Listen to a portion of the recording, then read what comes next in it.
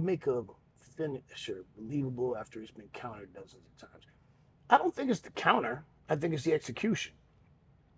It's still believable if people still sell it when you hit it.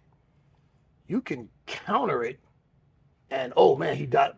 Okay, so let's just say the DDT. The DDT was once one of the most feared finishers in all of professional wrestling. Now it's been turned into a transitional move. Right. Once upon a time, you hit the DDT, the match was over. No one's kicking out of the DDT. Now people use the DDT to set up to go into the next spot or whatever. So you kind of killed off the deadliness of the DDT. The way you build it back up is if you are somebody that uses the DDT as a finisher, nobody kicks out. When you hit it, it's over. Match is over. You don't let people kick out of it for a false finish, for a cheap pop. That's how you reinstill the credibility of that finish. Now, you can counter it. You can come out of it and reverse it or whatever, but that doesn't kill the credibility of the move as long as when you hit it, they're dead. Okay. Match over.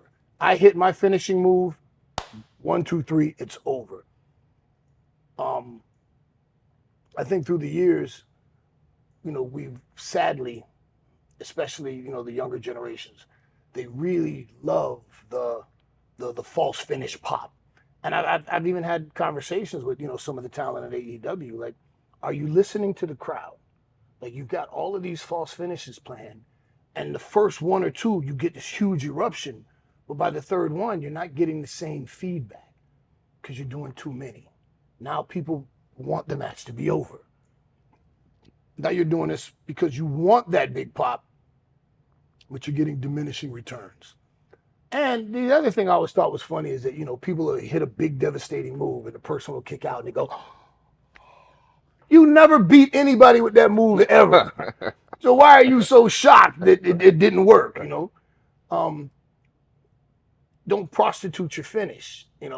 If you have a finish that nobody kicks out of, and in a big, major pay-per-view against somebody who is deserving in terms of their importance or their dominance or what have you, if you late in the match, you hit it and it's over, and they kick out, then it's, oh my God, and everybody's going to be, oh my God, with you because no one ever kicks out of that. So if you do that once every few years, it means something because nobody kicks out of that tombstone.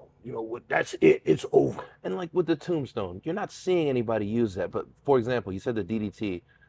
I see the spear used by, a lot of different people. Mm-hmm. But depending on who uses it, no one's kicking out afterwards. Yeah. But sometimes it's used as a transitional move, mm-hmm. like the DDT now. But so, to answer your question, you can counter a move and it doesn't take away from its effectiveness as long as when you hit the move, they don't kick out. When you hit that finishing move, it's over. You make that finishing move a finishing move. Oh, that's it, it's over now. And that's the thing, you have to brand that finishing move as a finisher. Because when people say, oh, he hit, yeah, the match is over now, he hit that, and then they're walking away. So that if they do kick out, when people go, what? Oh, whoa, oh, he kicked out? But people do that so much now that it loses its impact.